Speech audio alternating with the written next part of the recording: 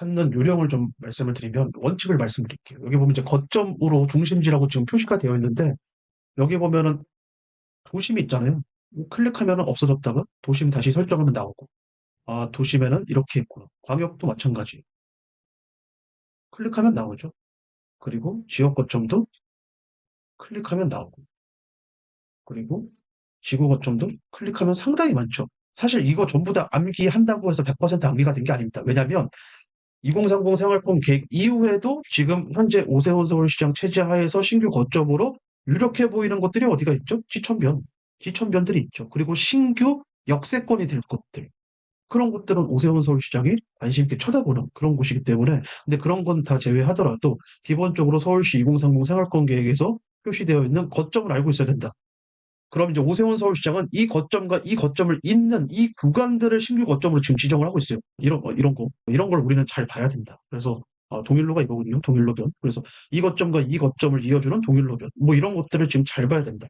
그렇다고 한다면 이어주는 데를 지금 오세훈 서울시장이 쳐다보고 있다면 기존의 거점을 알고 있어야 있는 부분을 알겠죠. 그래서 매번 그때그때마다 난 암기를 못해서 매번 그때그때마다 들어와서 확인해도 상관은 없지만 좀 뭐랄까 고수 투자자라면 그래도 기본적으로 이 정도는 암기를 하고 있어야 된다. 자, 암기가 되면은 뭐가 편한지 아세요?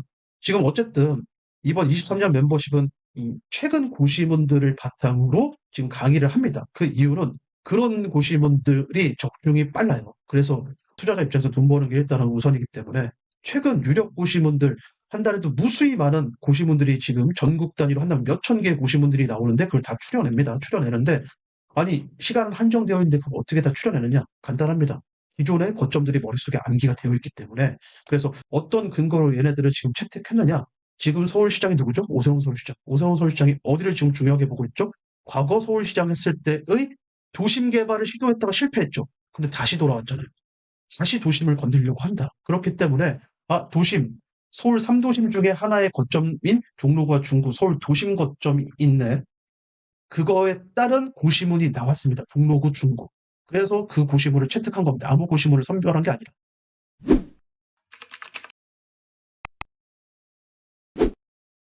지금 화면이 보면은 이게 청계천이죠. 청계천이고 이번에 히든 지역의 매물로 좀 소개할 게 이 숭인상가 주상복합 아파트 맨션입니다. 과거에는 부자들만 거주했던 이 맨션. 그 옛날 아파트의 형태가 잘 없던 시기에 도심 지역에 지었던 일본에서는 맨션이 유명하죠. 그래서 그런 맨션 형태고 앞에 보이는 게 DDP죠. 예, 그래서 요 청계천 라인 그리고 요걸 하나 넘어가면은 여기까지는 종로구고 여기는요 중구예요, 중구. 그래서 황학동 그 라인들입니다. 그래서 일단 고시문을 보여드릴게요. 어떤 고시문인지 종로구 고시문부터 좀 보여드리도록 하겠습니다.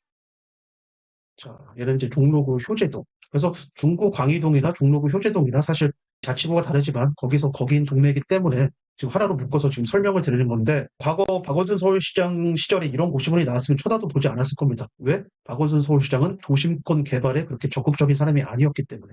왜 아니었을까요? 이전 서울시장이었던 오세훈 서울시장의 사업지니까 철저하게 눌러버린 거죠. 그런데 지금 서울시장이 바뀌어서 오세훈 서울시장이 되고 다시 한번 시도를 하려고 하는데 과거의 오세훈 서울시장과 지금의 오세훈 서울시장은 스탠스가 좀 다릅니다. 과거에는 도심도 대규모로 개발하려고 굉장히 노력을 했다면 지금은요. 그러한 개발이 법률상 힘들다는 걸 알기 때문에 소규모 필지 단위의 개발 정도만 하고 핵심 도심 지역의 핵심 상권을 다이렉트로 개발하는 게 아니라 그 사이드 지역을 지금 먼저 건드리려고 하는 그런 움직임이 있죠. 작년에 그런 움직임이 어디서 일어났죠? 이 광희동, 중구 광희동 바로 옆 동네인 신당동을 건드렸죠. 예, 신당동 라인을 건드렸습니다. 자, 그럼 이제 올해 이 고심은 우리가 봤을 때 이제는 효제동이나 광희동 조금 더 도심과 가까운 지역에 이 효제동과 광희동을 이제 한층 더 건드리는구나. 그걸 또 인지하고 있어야 됩니다. 예, 그래서 이러한 고시문이 딱 나왔을 때 오세훈 서울시장이기 때문에 가치가 있는 이 종로구와 중구의 고시문인 겁니다. 자, 광희동도 좀 살짝 보면은 광희동 고시문을 살짝 보면은 지역이 거기서 거기입니다. 거기서 거기고 작년에는 어디를 건드렸다? 광희동 옆 동네인 신당동을 건드렸다. 예, 그래서 이 청구 역세권, 신당 역세권과 동대문 이 역사문화공원 역세권 사이 지역을 건드렸더라. 이번에는요, 조금 더 도심과 가까운 광희동 일대의 저층주거지를 지금 공략하고 있다가 핵심입니다. 그래서 이런 식으로 고시문을 선별하는구나. 첫 번째 뭐가 중요하다고요? 서울의 거점을 암기하고 있어야 된다. 두 번째, 해당 지자체장 권력자의 성향을 알고 있어야 된다. 그리고 나서 의미가 있는 고시문인지 아닌지를 주관적으로 판단을 해야 된다. 이게 핵심입니다. 이게 핵심. 그래서 다시 강의 하나 돌아오면은 자, 하나하나씩 인트로부터 해가지고 왜 해당 고시문을 이 타겟 고시문으로 선정했는지 무수히 많은 지금 송영기연구소의 탱크맨님이 계속 고시문을 올리고 있습니다. 그 중에 일부 의미 있는 고시문들, 그 올리는 고시문들 자체가 의미 있는 고시문인데 그 중에서도 추려서 지금 강의에다가 녹이고 있는 거기 때문에 서경연구소에 올라오는 고시문을 그냥 올라오는가 보다 그렇게 생각하시면 안 돼요. 다 의미 있는 고시문이고 나중에 다 적중이 될 고시문들입니다. 예, 투자성 있는 고시문이고 일부러 서집단에 안 올리는 이유도 있어요. 인트로부터 해서 차근차근 설명을 드리도록 하겠습니다. 2023년 반드시 알아야 할 2월 서울 지역에서 광희동 효제도 그렇게 했습니다. 네, 그렇게 되어 있고요. 지역 위치를 살펴보면 거의 사실상 동일한 생활권 바운더리라고 보시면 됩니다. 자, 이 시점에서 도시계획 포탈을 통해서 이 광희동과 효제동을 좀 보는데 서울 도심이 얼마나 제한이 많은 곳인지를 한번 보도록 하겠습니다. 이 네모박스, 이 빨간색 네모박스 하나하나가 지금 이렇게 그냥 간단하게 생각하시면 돼요. 이 빨간 게 그냥 다 도심입니다. 서울 도심, 한양 도심. 3도심 중에 하나로 설정된 한양 도심입니다. 두 번째 도심이 이제 강남 도심이고 세 번째 도심이 여의도 영등포 도심인데 어쨌든 이 3도심 중에 하나가 이 한양 도심인데 빨간색 상업지역 아닌가요? 그럼 다 고밀도 개발 가능하겠는데요? 상업지역이고 거점은 맞지만 여기는 특수한 곳이에요. 전부 다 이 박스 하나하나가 건축하는데 제한을 가지고 오는 그런 도심입니다. 그래서 뭔가 재개발, 재건축의 무덤이기도 하고 해당 필지 소규모 고밀도 개발도 아주 제한적이죠. 그래서 이 도심은 정비 사업과 어울리지 않고 그리고 이제 조선왕조가 굉장히 오랫동안 이 터를 잡던 그런 곳이기 때문에 뭘 파면 뭐가 나온다. 그런 사례도 지금 많은 곳이기 때문에 섣불리 개발을 못하죠. 섣불리 개발을 못하는 그런 상황입니다. 실제로 이명박 대통령이 서울시장 했을 그 재임 당시에도 도심 개발은 청계천 하나 복원해놓고 이렇다 할 개발을 하지 못했습니다. 실제로. 네. 예.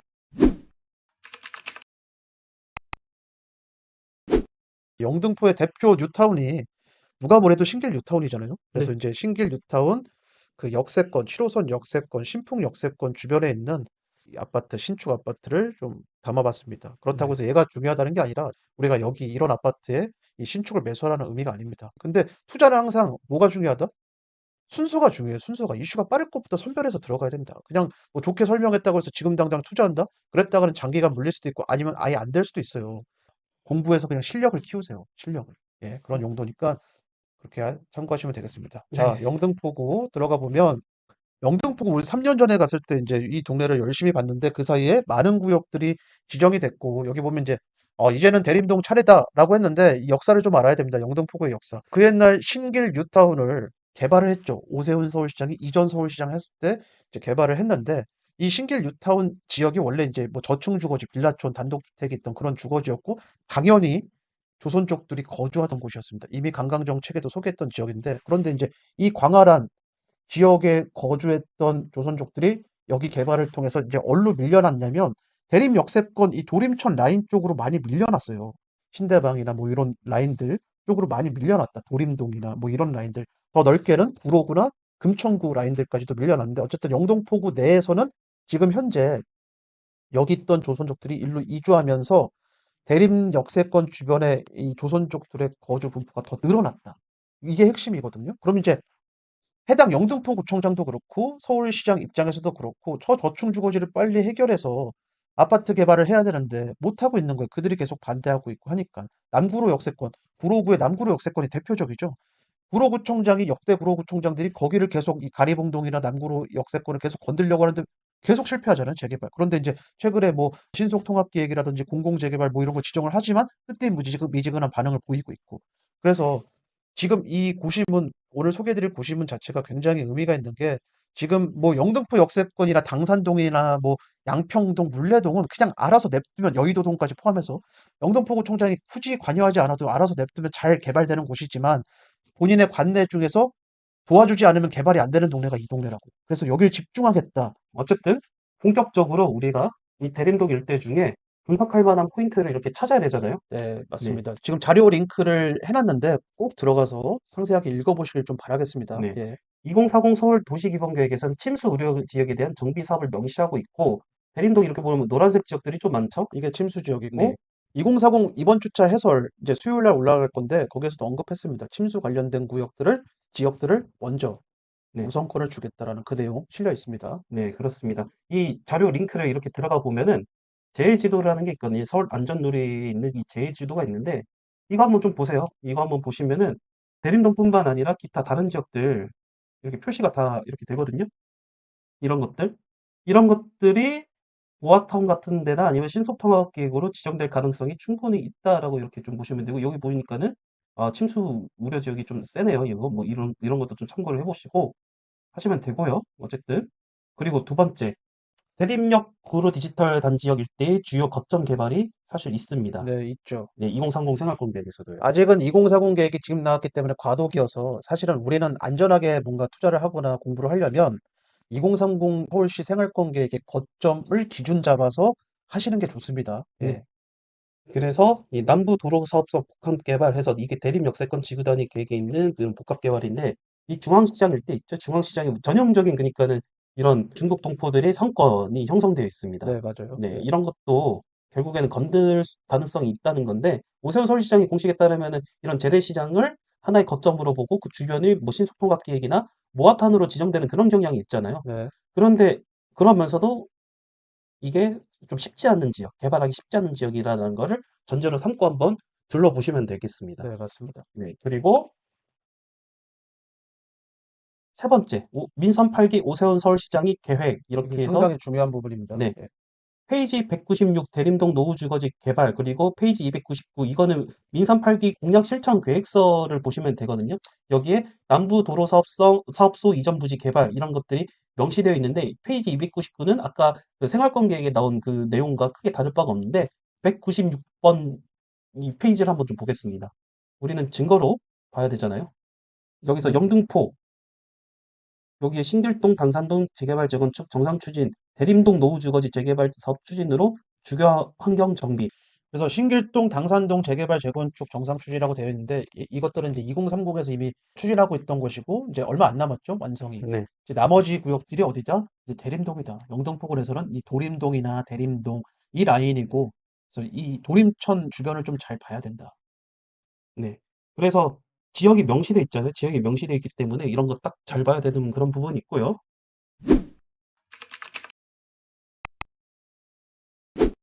자, 다음 페이지 넘어가 보면 자, 그래서 좀 봤어요. 영등포구 내, 뭐 여의도부터 저기 끝에 머리에 있는 대림까지 해가지고 영등포구 내에서 자체적으로 개발할 수 있는 곳들을 떼어내고 자체적인 민간 재개발만으로는 한계가 있는 동네가 어디일까 해서 봤는데 가장 넓게 저층주거지, 노후저층주거지가 분포되어 있고 심지어 다 슈퍼블록의 형태로 되어 있는 게 거의 대림동이다. 거의 대림동. 그래서 대림동에 어떤 거점이 있느냐. 일단은 이 서울시장이 지금 현재 관심 있어 하는 도림천 라인이 있고요. 그리고 이제 대림 2 지구단위 계획 구역이 있다. 그래서 지금 현재 대림 역세권 주변으로 유동인구가 상당히 늘어났기 때문에 최근에 어떤 자료가 나오고 있더라. 해당 지구단위 계획 구역을 확장할 계획이 있다. 네. 이걸 확장할 계획, 이거 자체가 뭐죠? 오세훈 서울시장은 여기를 자그마한 거점으로 인지하고 있다는 거예요. 그러면 어떤 이 후속 행정이 일어날까요? 물론 그 주변으로 상권, 노후 상권도 개발하겠지만 배후 주거지 재개발이나 뭐 모아타운 지정 있을 가능성이 상당히 높습니다. 예. 그래서 기존의 해당 구역의 신통기획이나 뭐 이런 구역 지정들이 된 곳들도 임장 갈 때는 반드시 검토를 해야 돼요. 미리 처음에 선정된 지역들에 혹시 비대위가 있지 않는가? 주민들의 저항감이 있지 않는가? 저항감이 없다면은 아, 다음 두 번째, 세 번째 후속으로 지정되는 곳들도 어쩌면 잘 될 가능성이 높다. 과거에는 여기 저항감이 상당히 셌는데 아마 신길 뉴타운 사람들 돈 버는 거 보고 나서는 그 저항감이 많이 낮아진 것 같은 느낌이 들긴 합니다. 예. 네, 그렇습니다. 그래서 이런 도로 확보 계획 이런 것 좀 유심히 보고 구역 이런 것들 여기가 바로 또 대림도 그 중앙시장 인근 바운더리 있는 주거환경 관리 사업지 이런 것도 좀 눈여겨봐야 되고요. 마지막 광진구입니다. 광진구도 서울의 관문 입지고 그 한강변에 위치한 서울 성동구와 붙어 있는 그리고 이제 옆 동네는 이제 구리시죠. 구리시 뭐 이렇게 붙어 있는 전형적인 서울의 관문 입지라고 보시면 되는데 그 옛날엔 사실 이 중산층의 거주지이기도 했습니다. 워커힐 호텔을 중심으로 해가지고 그 동네이긴 하지만 뭐 강남학권 이런 게 또 유명하고요. 그리고 이제 중공역세권의 그 신양빌라가 이제 개발지로 또 지정이 돼서 적중 지역이기도 하고 이제 뭐 그런 동네이긴 하는데 어쨌든 광진구는 사실상 2030 서울시 생활권 계획에 의해서 배제된 동네예요. 예, 그 관내 상업지역도 많지 않고 이렇다 할 뭐 중요한 거점도 별로 없고, 그리고 이제 아차산이라는 이 산이 있는데 거기가 또 이 역사 문화재가 또 가득한 그 산이어서 그 산 주변으로 구릉지 동네들은 물론 저층주거지들이 해당 역사 문화재와의 그 연관성이 그렇게 크진 않아요. 다행스럽게도 그 역사 문화재 때문에 개발이 안 되거나 그러진 않는데 어쨌든 구릉지 동네이고 땅의 용도가 좋지 않고 사업성이 좋지 않아서 2030 서울시 생활권 계획에서는 비철거형 개발을 그렇게 해라.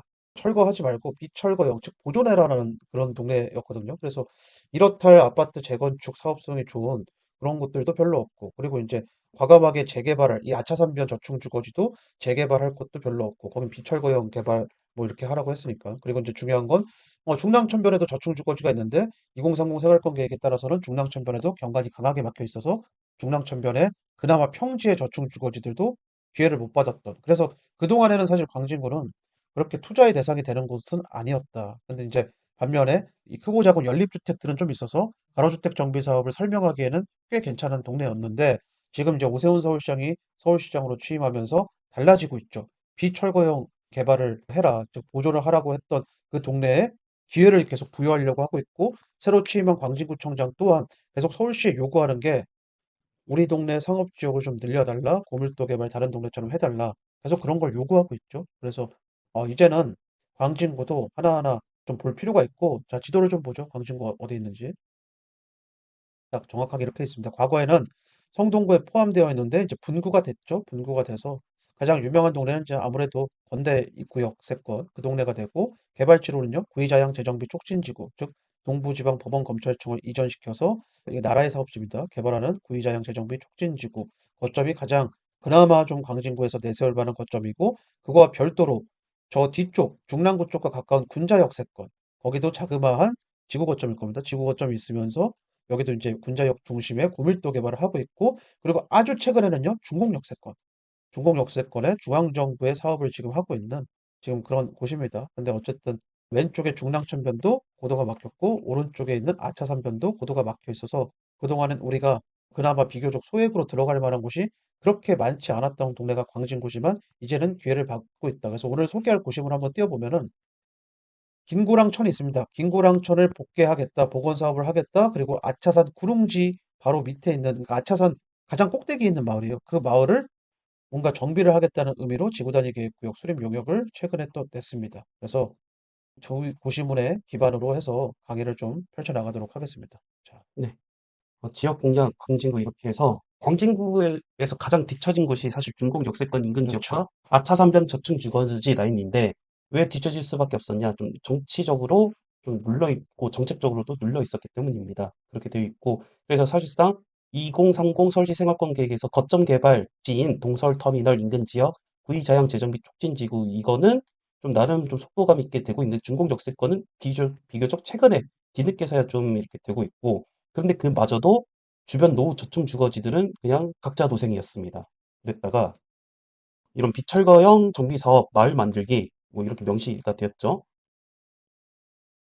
그런데 이게 문재인 정부 말기 때 추진되었던 2022년 1월 26일 3080 도심복합 사업에서 슬슬 그 틀을 깨기 시작합니다.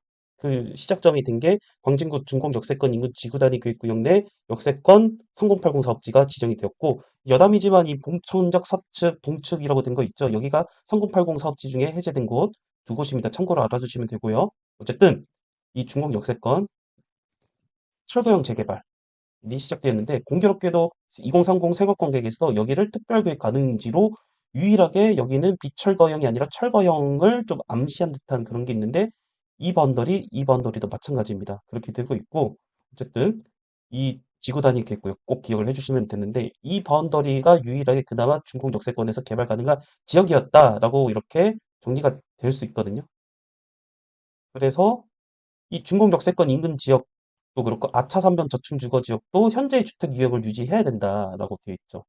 그리고 아차산역과 그리고 광나루역 일대 이거 네 이쪽도 마찬가지로 비철거형 정비사업 마을 만들기 이렇게 되어 있는데 네, 마을 만들기. 네, 자, 마을 만들기 전형적인 더불어민주당의 사업이었죠. 네. 예, 그런데 민선 8기 광진구청장의 입장은 다릅니다. 일단은 분자 역세권 일대 상업지역을 확대해야 네, 된다라고 해서 일부 확대가 되었는데 일부 확대된 범위가 바로 이 범위 라인이고요. 네. 이것도 겨우겨우 받아낸 거죠. 서울시한테 겨우겨우 받아냈고, 그리고 이제 어린이대공원이 있어요. 그게 서울시의 부지인데 네. 어린이대공원 그 주변의 땅들은 1종 주거 지역이나 2종 7종 이하 뭐 아무튼 땅의 용도가 좋지 않은 곳인데 거기 고도 제한을 좀 풀어달라 뭐 그런 요청도 좀 하고, 그리고 네. 이제 아차산 쪽도 적극적으로 얘기를 하고 있고, 다행히 중랑천 쪽은 서울시가 알아서 오세훈 서울시장이 풀려고 지금 노력을 하고 있고요. 그래서 지금 광진구청장은 이전 광진구청장에 비해서 개발에 좀 더 적극적이다. 이제 그게 이제 핵심이어서 어쨌든 최대한 서울시의 지원을 받아서 하려고 한다. 그게 이제 핵심이에요. 하려고 한다. 그리고 이제 광진구와 붙어 있는 동네가 중랑구예요. 바로 북쪽으로 붙어 있는 게 중랑구인데 어떻게 보면 대중의 기준에서 입지가 광진구가 훨씬 좋음에도 불구하고 지금 재개발로 더 잘 나가는 동네는 어디죠? 중랑구. 중랑구죠. 그래서 어떻게 보면 지금 신임 광진구청장은 중랑구의 그 모델들을 따라가려고 하는 가능성이 있습니다. 그게 무슨 얘기냐면 이 중랑구가 신규 거점들, 그러니까 이 면목선 라인 역세권이 될 쪽으로 계속 모아타운이나 신속통합계획을 지정을 받고 있거든요. 그래서 그런 걸 지금 노릴 가능성이 상당히 높은데 지금 요번에 보도자료에서 설명드린 김고랑천 복원사업과 그리고 이제 아차산변의 지구단위 계획구역은 그래서 이제 광진구청장 입장에서는 굉장히 의미 있는 보도자료인 거죠. 예. 네, 그렇습니다. 네. 뭐 자양로, 영화사로, 용마산로 이 주변의 저층주거지 여태까지 기회를 못 받았던 이런 동네들을 규모 있는 개발을 하겠다고 명시는 하고 있지만 저는 사실 그렇게 긍정적으로 보지 않는 동네이기 때문에 그 남부순환로 주변 설명했던 그때처럼 똑같습니다. 제 입장은 그냥 단타 쳐야 되는 동네. 왜냐하면 사업성 자체가 그다지 좋지 않은 그런 동네들이 많아요. 이 자양로, 영화산로, 용마산로 주변의 저층주거지들이. 그럼에도 불구하고 여기를 투자처로 우리가 인지해야 되는 점은 뭐냐면 여긴 광진구잖아요. 시세가 받쳐주는 동네. 그래서 지정만으로도 시세 펌핑이 굉장히 잘 되는 그런 동네거든요. 그래서 우리는 해당 구시물을 좀 중요하게 볼 필요가 있다. 다음 페이지 넘겨보면 네, 그래서 아차산역 지구단위 계획구역 재정비뿐만 아니라 그 배후에 있는 노저층주거지도 지구단위 계획구역으로 검토하라라는 그런 네, 것이고요. 그래서 저층주거지형 지구단위 계획구역 수립 기준을 마련하라. 이거 재개발하겠다는 뜻이죠. 네, 예, 그래서 신속통합계획 및 모아타운 아예 명시를 해놨습니다. 네. 심지어. 그럼 이제 우리는 여기가 나중에 진짜 잘 돼서 아파트 입주권이 빠르게 될 거라는 걸 가정하지 말고 빠르게 안 될 겁니다. 지원을 해줘도 네, 진짜 전폭적인 지원을 해주지 않는 이상은. 지정만 되면 진짜 크게 상승하는 동네예요, 광진구 자체가. 네, 그래서 잘 봐 가지고 지금 여태까지 개발의 불모지로 취급받던 그런 동네여서 실투자금이 그렇게 많지 않습니다. 서울 내에서 상급지로 분류가 되고 있지만. 그래서 동작구처럼 큰 펌핑이 가능한 그런 동네이다. 그래서 우리가 잘 한번 분석해 볼 필요가 있다. 네, 예. 그렇습니다. 그래서 여기서 중요한 점은 여기 지구단위 계획구역 거대하잖아요. 사실 거대한데 이거 다투자처가 되는 건 절대 네. 아닙니다. 다 쪼개지고 완전 갈려 나갈 가능성이 높습니다. 네. 예. 네. 그래서 야, 이렇게까지 고심은 키포인트 해석까지 이렇게 마치고 다음 파트로 넘어가겠습니다. 감사합니다.